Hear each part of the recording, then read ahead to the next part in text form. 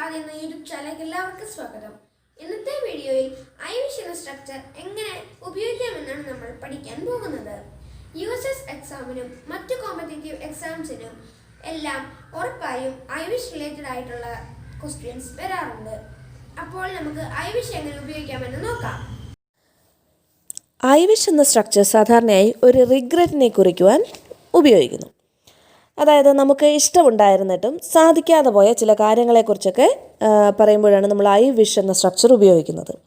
For example, എനിക്ക് swimming പഠിച്ചാൽ കൊള്ളാമെന്ന്, നീന്തൽ പഠിച്ചാൽ കൊള്ളാമെന്ന് അതിയായ ആഗ്രഹമുണ്ടായിരുന്നു. പക്ഷേ നിർഭാഗ്യവശാൽ അതിന് കഴിഞ്ഞില്ല. അപ്പോൾ അതെങ്ങനെ ഇംഗ്ലീഷിൽ പറയാം? I wish I learned swimming. ഈ സെൻറ്റൻസ് ഇവിടെ മീൻ ചെയ്യുന്നത് I wanted to learn swimming. എനിക്ക് സ്വിമ്മിങ് പഠിച്ചാൽ കൊള്ളാമെന്ന് ആഗ്രഹമുണ്ടായിരുന്നു, ബട്ട് ഐ കുഡിൻറ്റ്.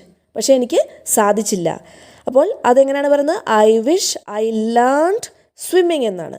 അപ്പോൾ അൺഫുൾഫിൽഡ് വിഷസിനെ കുറിച്ച്, സാധിക്കാതെ പോയ ആഗ്രഹങ്ങളെക്കുറിച്ച് സൂചിപ്പിക്കാനാണ് ഐ വിഷ് എന്ന സ്ട്രക്ചർ ഉപയോഗിക്കുന്നത്.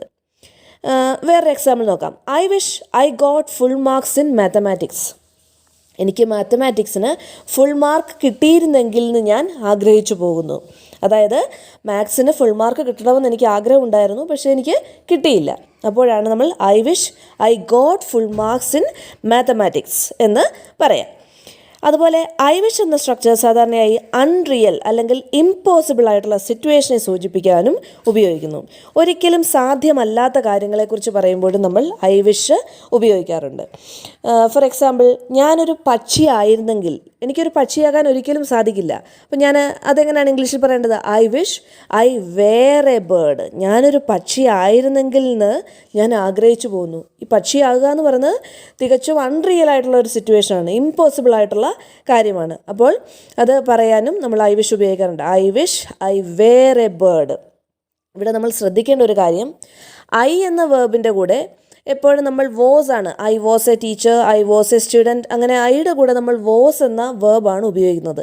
പക്ഷേ ഒരു അൺറിയൽ സിറ്റുവേഷനെ കുറിച്ച്, ഒരിക്കലും സാധിക്കാത്ത ഒരു കാര്യത്തെക്കുറിച്ച് പറയുമ്പോൾ നമ്മൾ ഐ വേർ ആണ് ഉപയോഗിക്കുന്നത്. I wish I were a bird.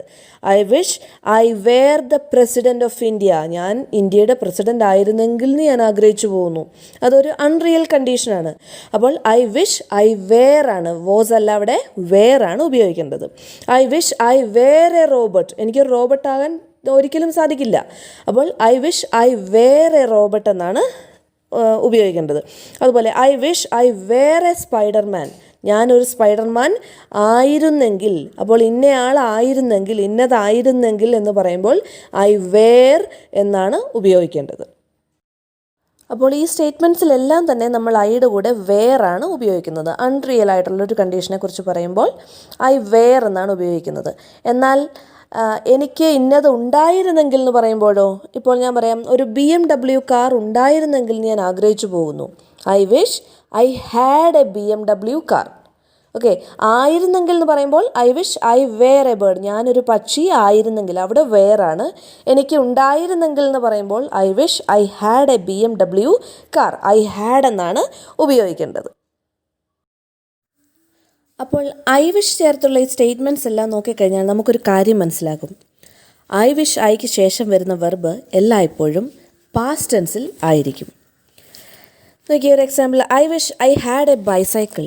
ഇവിടെ had, I wish I had എന്നാണ് ഉപയോഗിച്ചിരിക്കുന്നത്.